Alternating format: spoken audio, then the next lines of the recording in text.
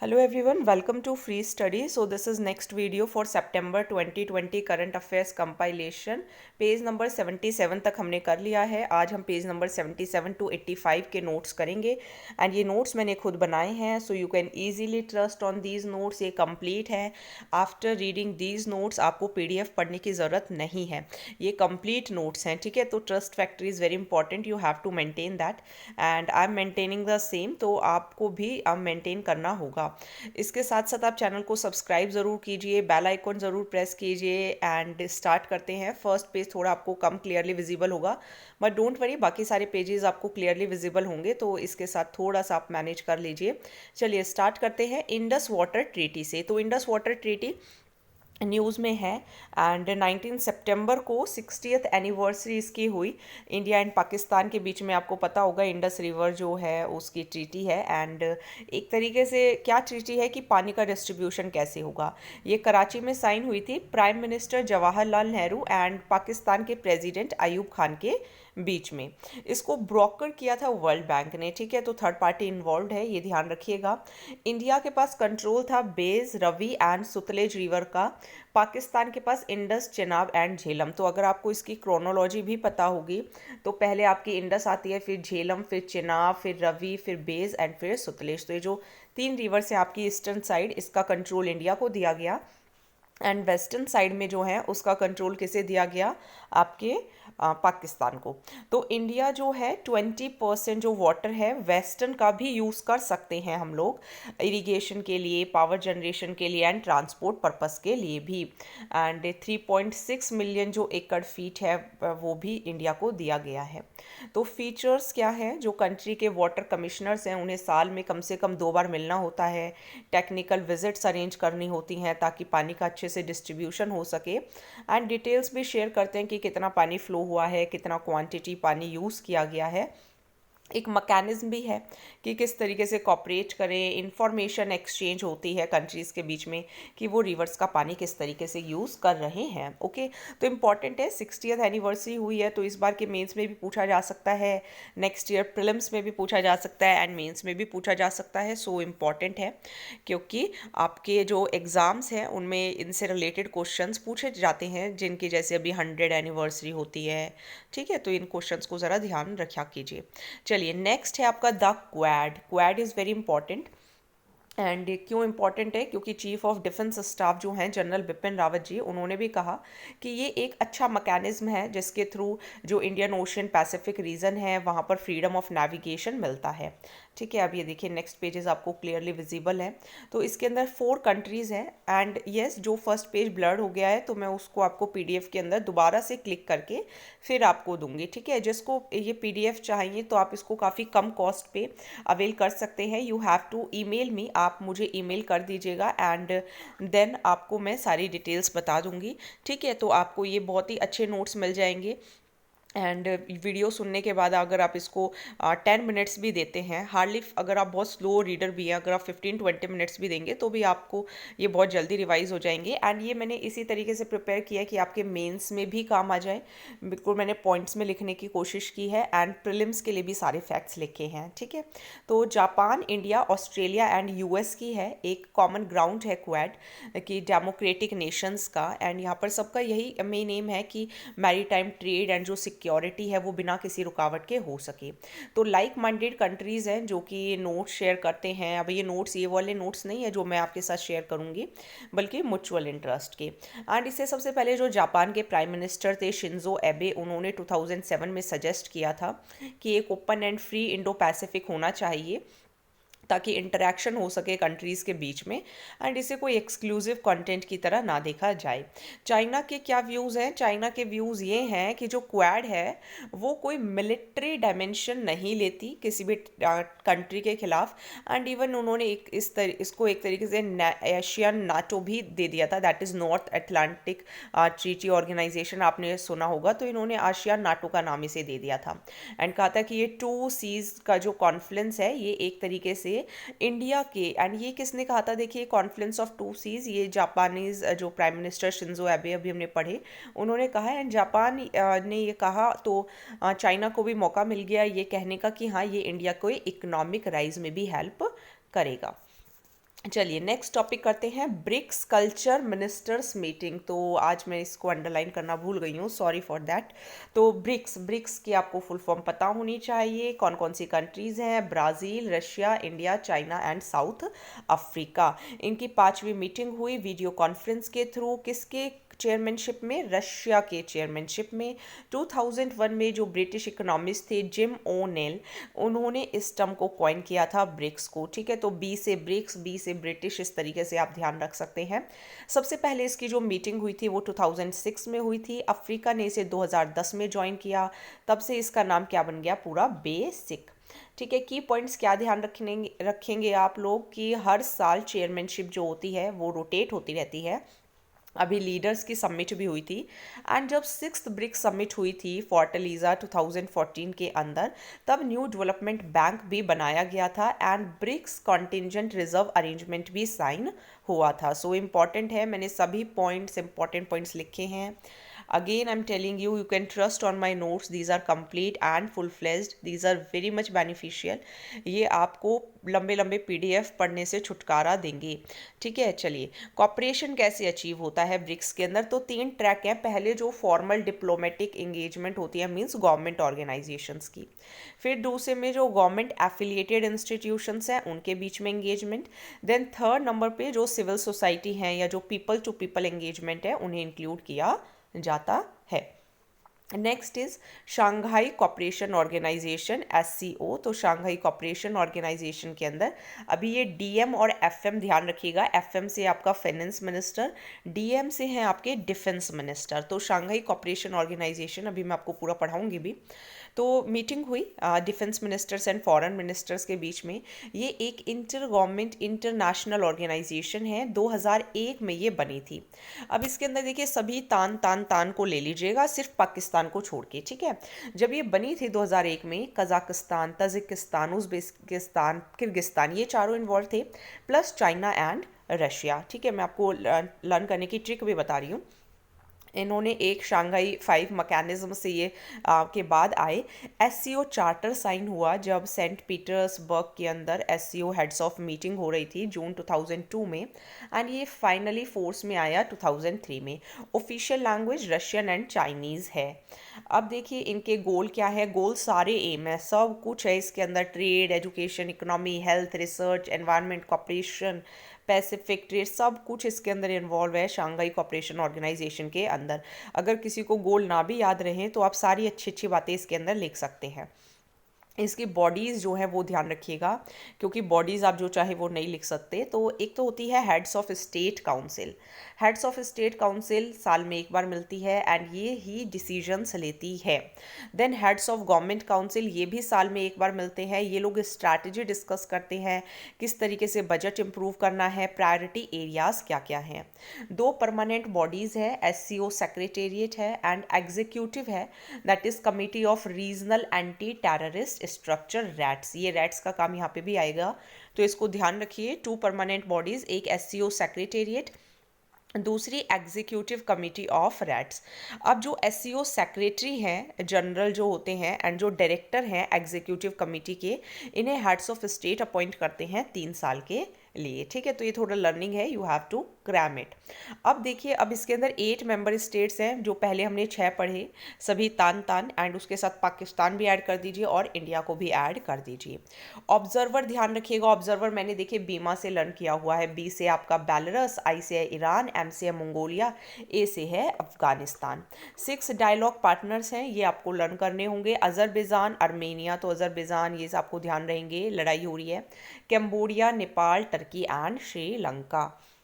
चलिए next topic करते हैं G20। प्रीलिम्स में पेपर पूछा गया था कि G20 कंट्रीज़ में कौन कौन है। तो अभी इनकी एजुकेशन मिनिस्टर्स की वर्चुअल मीटिंग हुई।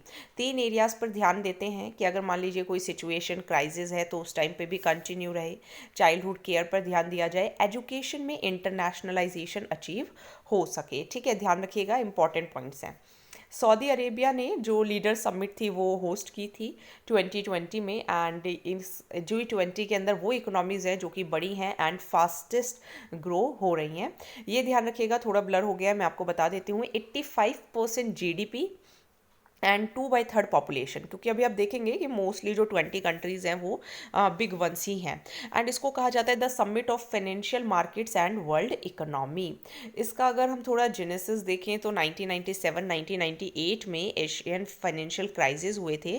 तब जो G7 के फाइनेंस मिनिस्टर्स थे उन्होंने G20 finance minister and central bank governors meeting की थी 1999 में।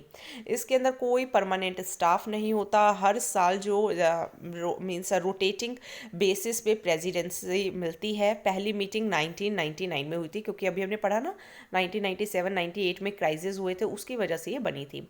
अब ये देखिए मैंने थोड़ा इसी तरीके से बनाने की कोशिश की है। G7, तो G7 को आपको देखिए मैंने किस तरीके से याद किया हुआ है कि UCUGF CGI, मैंने इस तरीके से याद किया हुआ है। Maybe it will sound funny to you कि UCUGF, ठीक है, CGI chief justice of India बनी, ठीक है। तो UC तुम देखो, UGF अब आप कुछ भी मान सकते हैं, GF सब समझते होंगे, वो CGI बन गई है, तो मुबारक हो, कॉन्ग्रेचुलेशंस, ठीक है। तो इस तरीके से मैंने याद किया था। तो UC तो UK कनाडा, UGF तो USA Germany and France, CGI से आपका कनाडा दोबारा रिपीट हो जाता है, जापान एंड इटली। मन करे तो लर्न कर लीजिएगा, वैसे मेरे ख्याल से आपको याद भी हो गया होगा। G8 के अंदर आपकी रशिया और है। G20 के अंदर, G20 के अंदर लर्न करने का कोई ट्रिक नहीं है, लेकिन फिर भी मैं आपको थोड़ा सा लर्न करा देती हूँ। पहले आपको A B से ध्यान रखना है, ठीक है। Argentina, Australia, Brazil. देन आप ध्यान रखिए चाइना एंड इंडिया, आपको अभी इशूज़ भी नज़र आ रहे होंगे। यूरोपियन यूनियन तो देखिए होगा ही, क्योंकि वो तो इतना बड़ा यूनियन है, उसको कैसे हम हटा सकते हैं। फिर देखिए IMS, मैंने ऐसे लर्न किया था जैसे INS, विराट, ये सब होते हैं ना, तो IMS से लर्न कर लीजिए, ठीक है। और इस तरीके से भी लर्न कर सकते हैं Saudi Arabia, south Korea, south Africa, तीनों साउथ साउथ हैं इसके अंदर। एंड टर्की को ज़रूर ध्यान रख सकते हैं, ठीक है। तो ये बस थोड़ा सा तरीका था ध्यान रखने का, तो ऐसे आप कर सकते हैं। अभी थोड़ा न्यूज़ में G20+ या जिसको G21 या फिर G23 भी कहते हैं, तो ये डेवलपिंग नेशंस का ब्लॉक है, जो कि 2003 में बनाया गया, वो 1999 में। फिफ्थ मिनिस्ट्रियल मीटिंग जब कैनकन मैक्सिको के अंदर हुई तब ये बनाया गया है G20+, ठीक है। और ये आपका कब बना था, एक बार दोबारा से हम इसको देख लेते हैं। ये आपका बना था, पहली जो मीटिंग हुई थी वो कब हुई थी, 1999 में। एंड जो G20+ है, इसका जो ओरिजिन है वो India, Brazil and south Africa ने ब्रासिलिया डिक्लेरेशन साइन किया था। इसके अंदर जो G20+ है, इसके अंदर 60% वर्ल्ड पॉपुलेशन आती है, 26% एग्रीकल्चर एक्सपोर्ट्स एंड 70% फार्मर्स।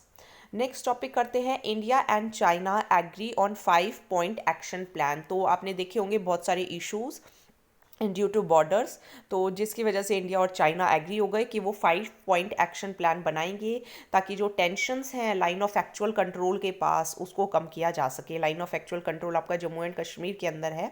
तो पहले देख लेते हैं कि 5 पॉइंट एक्शन प्लान क्या है। तो अगेन सारे अच्छे अच्छे बातें करेंगे।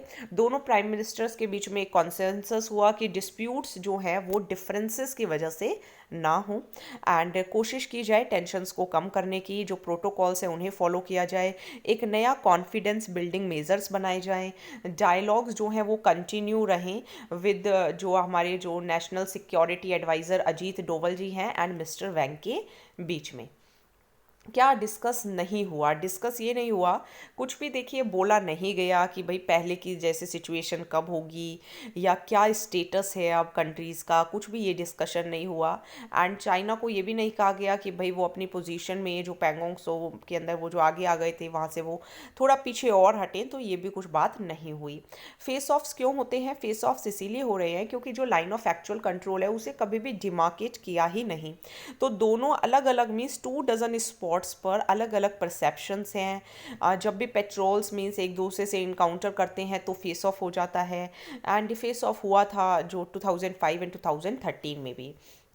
तो LAC क्लैरिफाई क्यों नहीं है, इंडिया ने प्रपोज किया है, मैप्स एक्सचेंज भी हुए मिडल सेक्टर में, वो मैं अभी आपको इंडिया का मैप भी दिखाऊंगी कि किस तरीके से मैप्स एक्सचेंज हुए, लेकिन प्रॉब्लम आ रही है वेस्टर्न साइड के अंदर जहाँ पर इशू सॉल्व नहीं हो पा रहे हैं।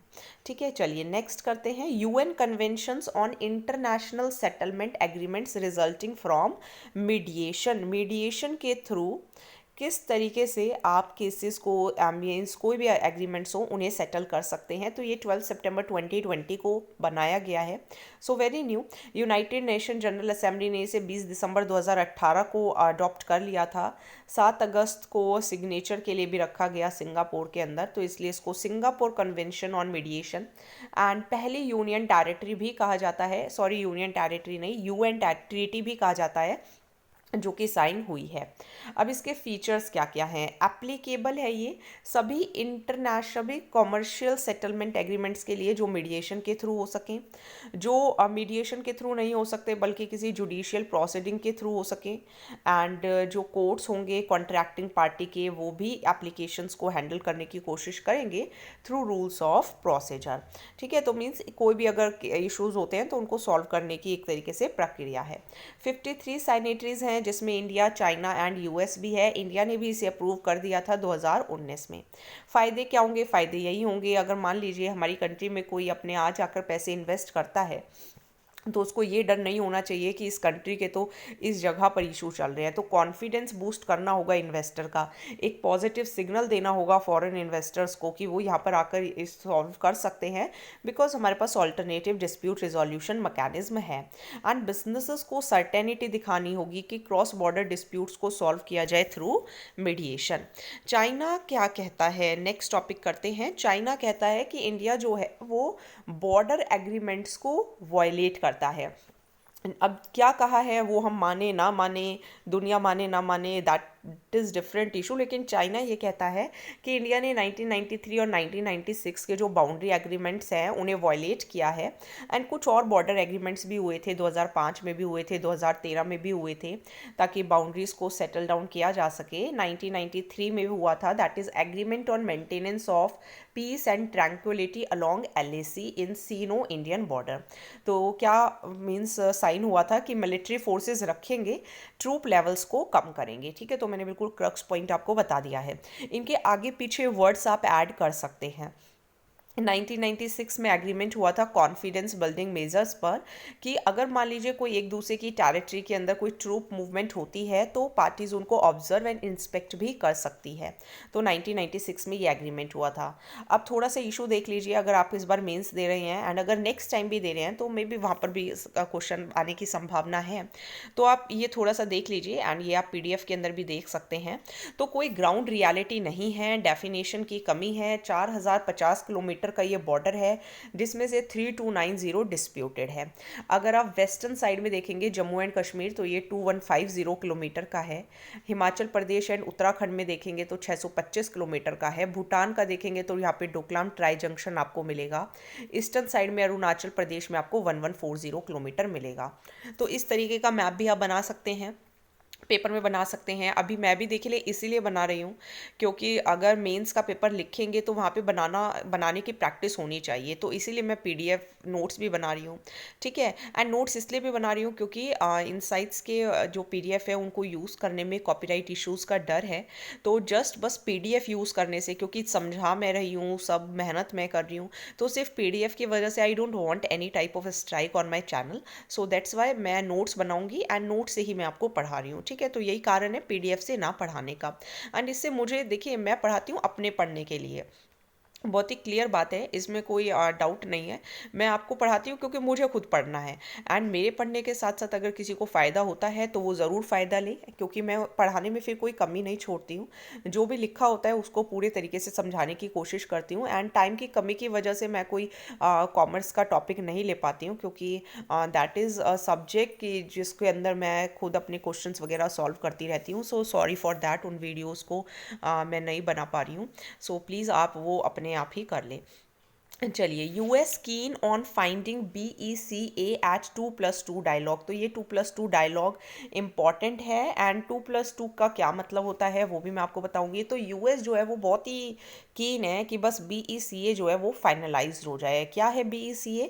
Basic exchange and cooperation agreement for geospatial cooperation. ठीक है, जियो स्पैटियल कॉपरेशन के लिए एक्सचेंज एंड कॉपरेशन एग्रीमेंट है इंडिया एंड US के बीच में। 2+2 मिनिस्ट्रियल डायलॉग गया है जो कि अक्टूबर एंड में होने वाला है। ठीक है, अभी अक्टूबर चल रहा है, एंड चल रहा है, तो ये समय होने भी वाला है। इंडिया ने 3 फाउंडेशनल एग्रीमेंट्स जो हैं वो साइन किए, ये आप देख सकते हैं, लिमोआ, कॉमकासा एंड आईएसए। लिमोआ क्या था? Logistics exchange memorandum of agreement.